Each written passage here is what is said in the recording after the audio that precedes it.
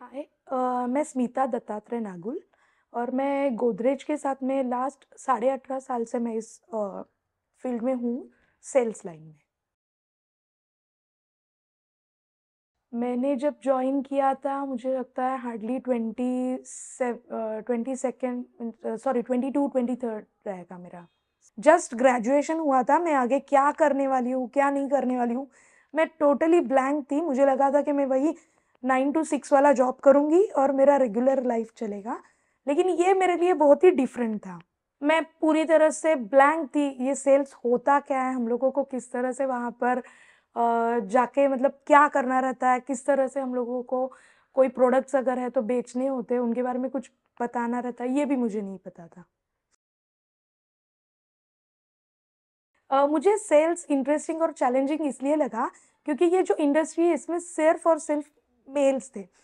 मैंने जब शुरुआत की थी तब कोई भी लड़की इस फील्ड में नहीं थी। मतलब ऐसे था कि अगर मैं मार्केट में निकल रही हूँ तो मैं सिर्फ एक अकेली लड़की थी जो दुकानों में जाकर ऑर्डर्स ले रही थी।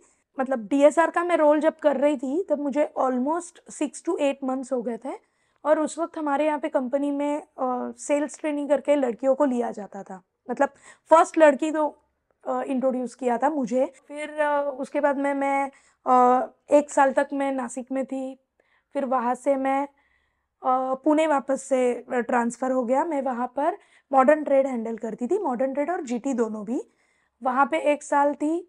फिर 2008 में मैं शादी करके बॉम्बे में आ गई और फिर मेरा ट्रांसफ़र यहाँ पे हो गया। फिर 2008 से लेकर टिल डेट फिर वहाँ पे मैं फील्ड ऑफिसर हुई। मेरा काम अच्छा था, फील्ड ऑफिसर हुई, फील्ड एग्जीक्यूटिव थी, सीनियर फील्ड एग्जीक्यूटिव थी और अब मैं जो हूँ इस कंपनी में एज अ असिस्टेंट मैनेजर हूँ। फर्स्ट प्रेगनेंसी थी, समझ ही नहीं आता था, मुझे एक ही लड़का है। तो मुझे लगा कि यार ईज़ी है, क्या ही होगा ना, 9 महीने के बाद में बच्चा हो जाएगा, मैं घर पे रख दूँगी और मैं मेरा काम शुरू कर लूँगी। कि हाँ ठीक है, तुम्हारे करियर में अच्छी तरह से कर रहे हो, तुम आगे बढ़ रहे हो। तो उनका मुझे बहुत ज़्यादा सपोर्ट रहा।